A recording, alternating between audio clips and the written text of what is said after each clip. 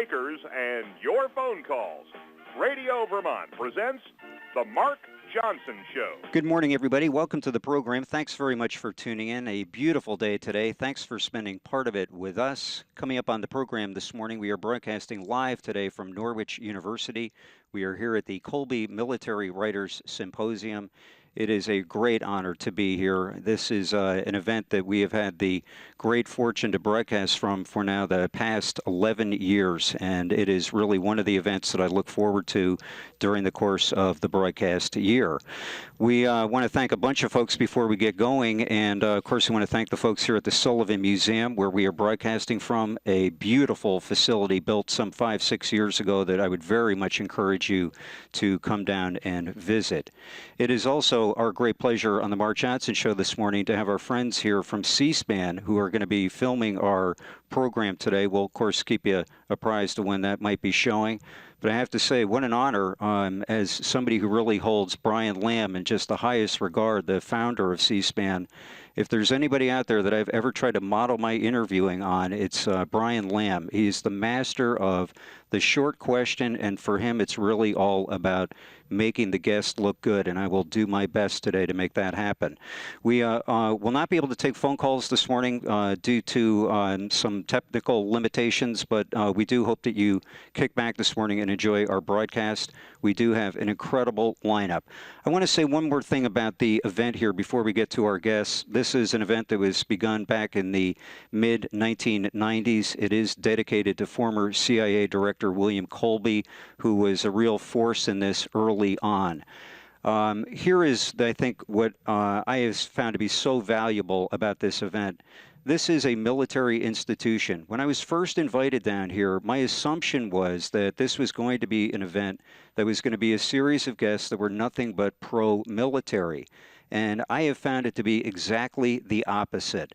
You've got to give the folks here, General Richard Snyder and the rest of the leadership here, a lot of credit for making this event happen, because what it really is all about is providing guests here who challenge the status quo, who make this a three-dimensional discussion, and really the bottom line is that they try to get the message across that war is the last resort.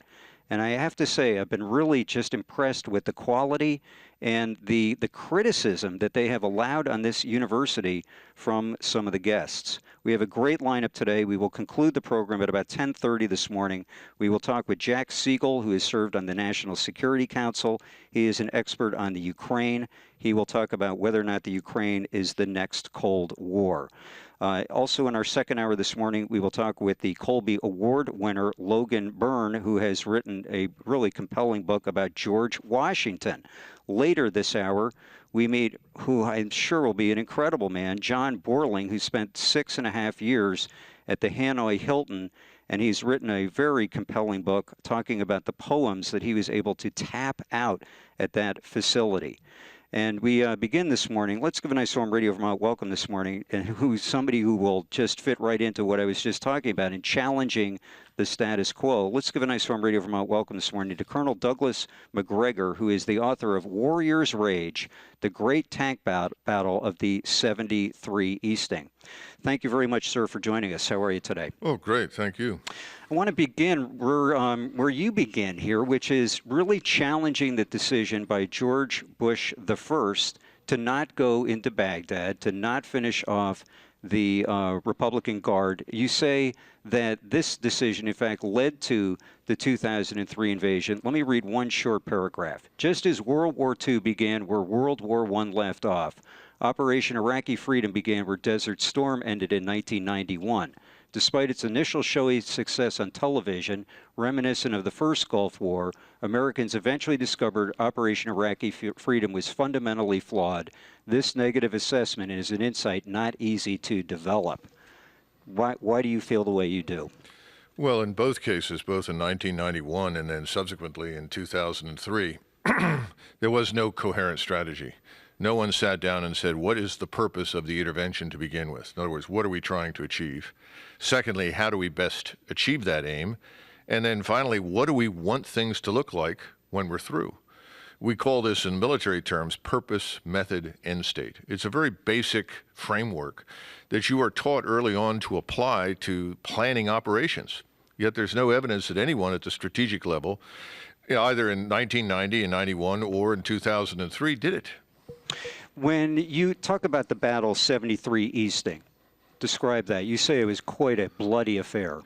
Well, the 73 Easting is very interesting. First of all, understand what 73 Easting means. It refers to a north-south grid line, and we refer to north-south grid lines as eastings in the north. The northern grid line that runs straight up and down. The reason we talk about 73 Easting is that in a desert that is essentially flat and gravelly, there's nothing out there that you could identify. You can't point to a town or a creek or a river or something.